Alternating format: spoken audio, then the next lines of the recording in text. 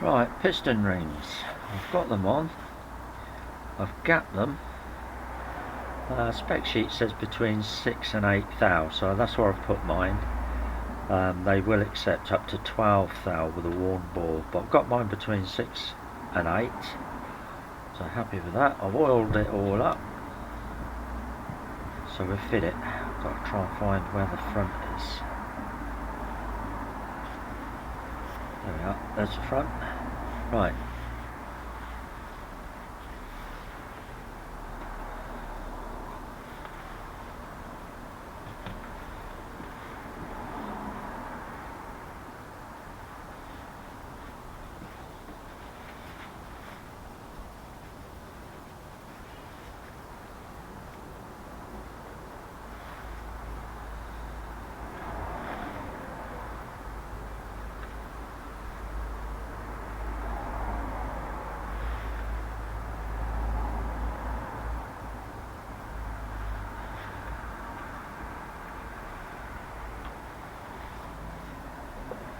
Might just have to warm that piston up a bit.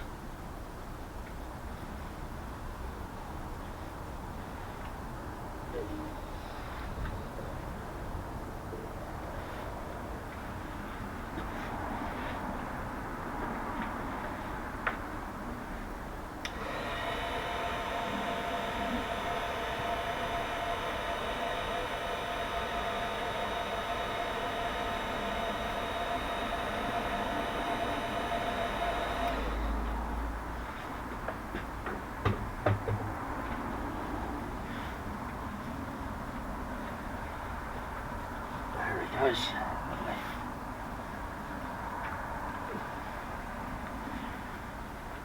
There we are, that's gone in nicely, nice and free. Put the clip in.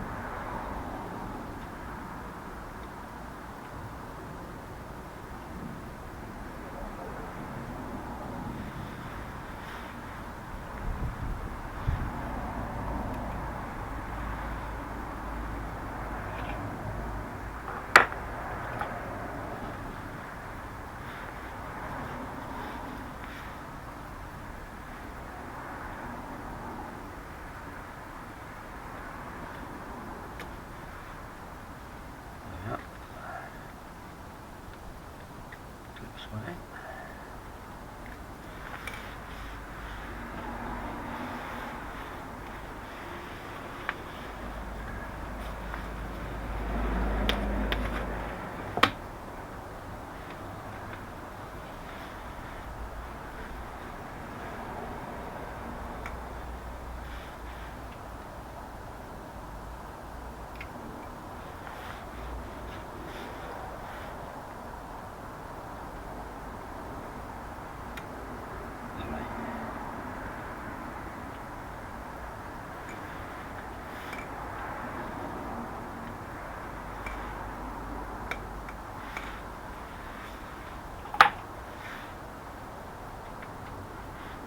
Okay, pistons on,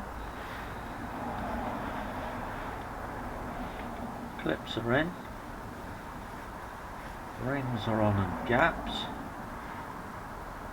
Dribble a drop of oil down.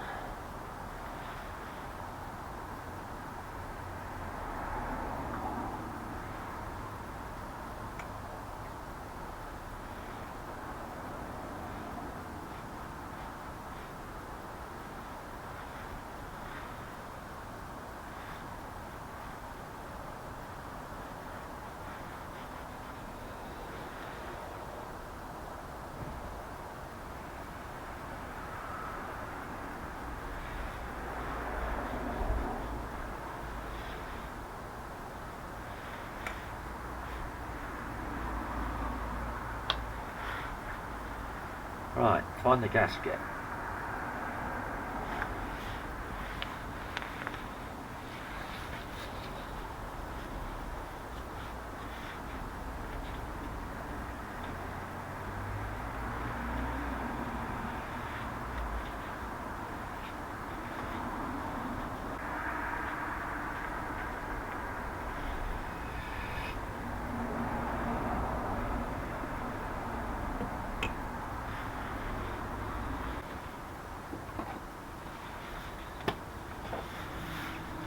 Okay, clean using a ether based product.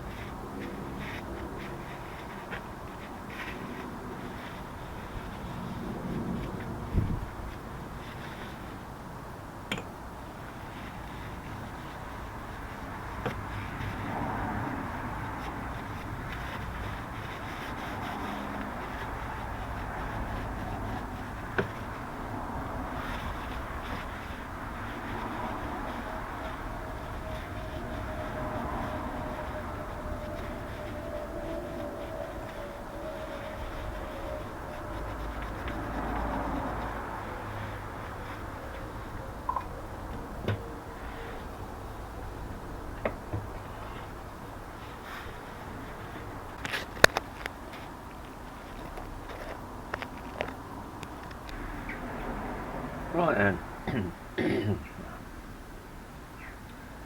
Right then, so far so good. We've got the crankshaft in, crankshaft halves assembled, piston rings gapped and fitted, and the barrel's on now, so it's all looking good. Next job, I'm going to test the oil pump. I've got two actually. I managed to source a second one, so I'm going to get the best of the two, run some tests on the oil pumps, make sure they're pumping nice, fit that, and then reassemble the timing chest. That's the next jobs.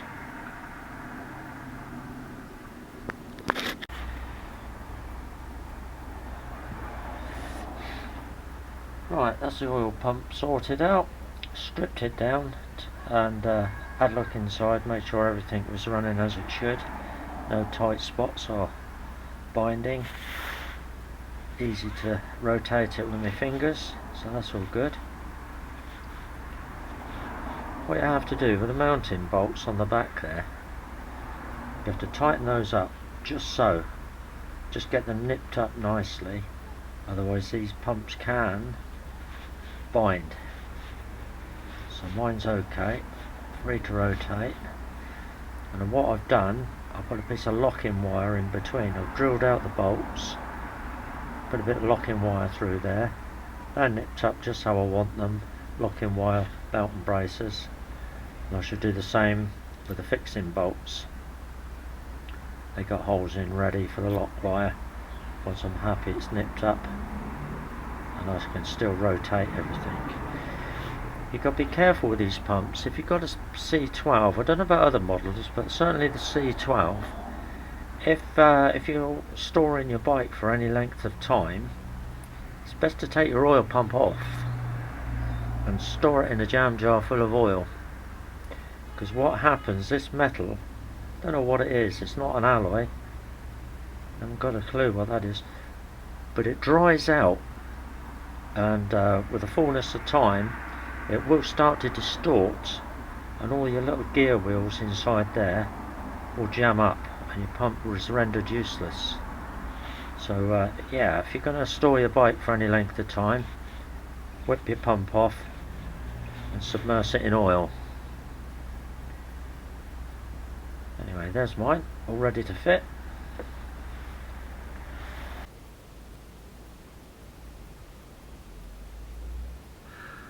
Right, I've had a bit of a technical malfunction unfortunately, so we're going to have to try and do this one off a still photograph. This is my engine as I was rebuilding it. Video wouldn't work, so I managed to salvage this, so let's hope we can make some sense of it. This is a timing chest. I was going to show you how to time the engine. Basically what we've got, three components there. You've got your rockers there, which go on the end of this shaft, and if you take them off, when you put them back, don't forget to replace the circlip. There's a circlip there, most important. Well, they go on first, and then you put on the little crankshaft cog. That's on a keyway. You can't go wrong with that. That lines up only one way. It goes on. You may have to just gently tap it to get it to go fully home, but be careful because that also engages with your oil pump worm gear, so you're not going to do any harm, but just be conscious that there's bits there that you could get wrong. Just gently tap him on, don't need to put the nut on. Then once you've done that, once the bottom one's in place, you need to rotate your crankshaft, which this is your crankshaft cog. Rotate the crankshaft so the cog has got a line on it. The line must be uppermost. Rotate your crank so the line is uppermost, and then you're ready to fit your camshaft wheel, which is this one. That's also got a line on it. You can see mine there. Now that line has to be down the bottom there, lining up with this line. So both those are in line. Doesn't matter where the piston is, just make sure your two marks are in alignment, and it's done. It's that straightforward, it's that simple. You may ask, well, why is mine not in line then? It's because I've been rotating the engine and doing various things. And as I explained earlier, my video's not working properly, otherwise I could have shown you with it in the downward position. This is the only still that I've managed to salvage, so I'm doing my best. So that's the timing chest complete. It really is simplicity itself. There's two wheels there. The smaller one is your crankshaft wheel, the bigger one is your camshaft wheel. Now you notice that the camshaft wheel is twice the size of the bottom one, and that is because the crankshaft rotates twice to the camshaft once. So you'll find there's twice as many teeth on the camshaft as there are on the crankshaft. There we are. Can't show you me putting the sealer on and putting the outer casing on. That's all lost with the fullness of time, unfortunately. So there we are. Done my best. Right, hopefully get the cylinder head on soon. So I'm putting the studs back in. I took them out because I wanted to try and get a flat face on here, which I've done quite successfully, best I can anyway. So what I'm doing now is just gently reassembling, just cleaning the threads as we go. Give it work in the engine.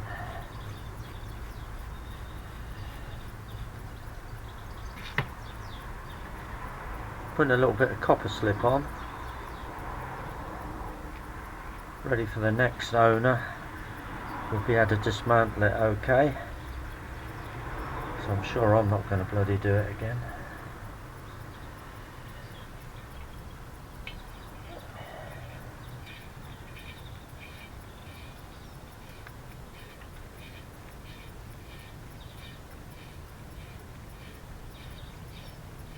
There we are, all the threads are good, already checked them.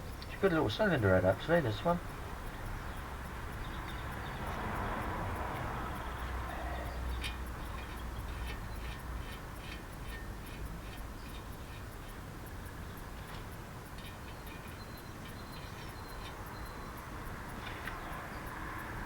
Just wind him in gently, doesn't have to be too silly tight.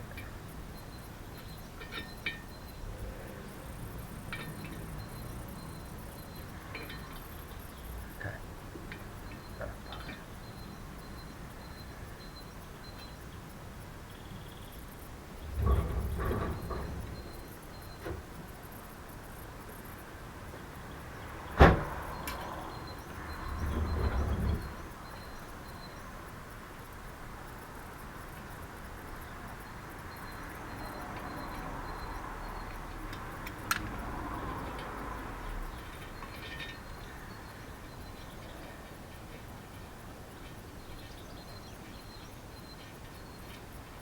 Yeah, there's another one.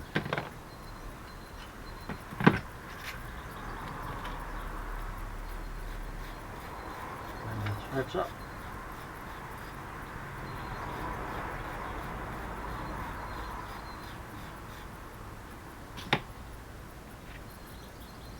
Put a copper slip.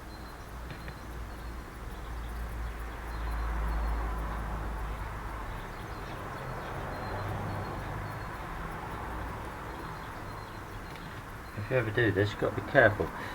One end thread is longer than the other. It's the longest end that you want to put in the cylinder head.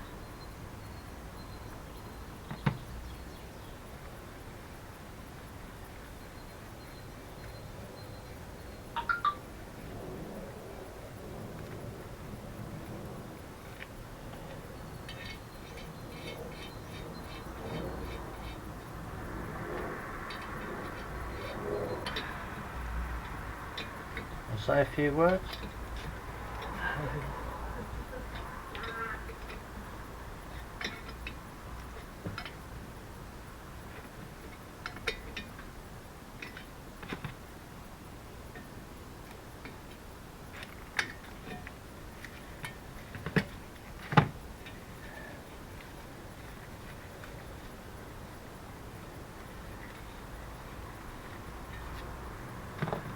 That's the 5 larger ones done, and you've got these 2 little ones that go at the push rod end.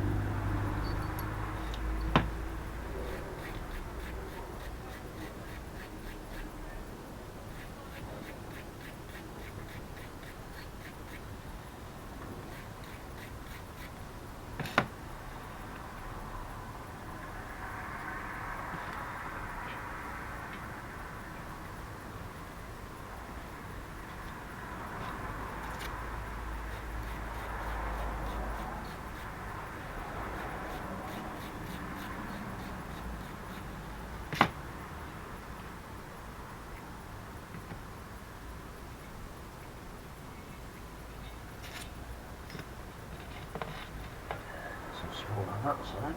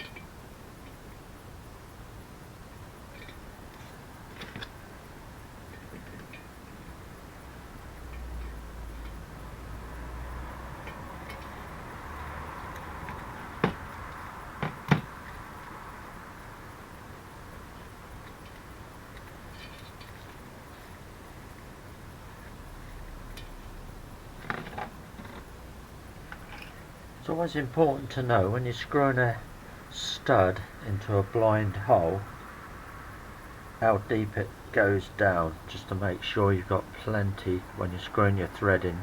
There's plenty there, and you're not going to break through. Seen this done before on an aluminium cylinder head. Somebody was screwing a stud in and didn't realise what was going on until the end of the stud popped out into the combustion chamber. Not a great thing. Just a little tip there.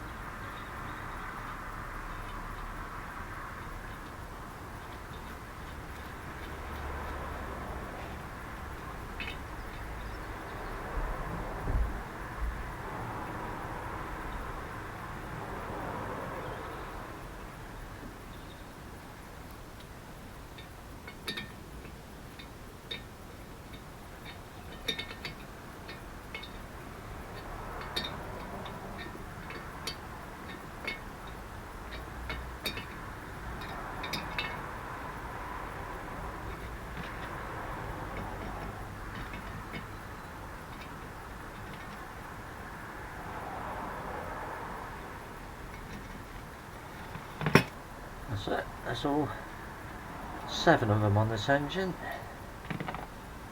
If you've done it right, they should all be about the same. Should all be about the same height. Yeah. Yep, spot on.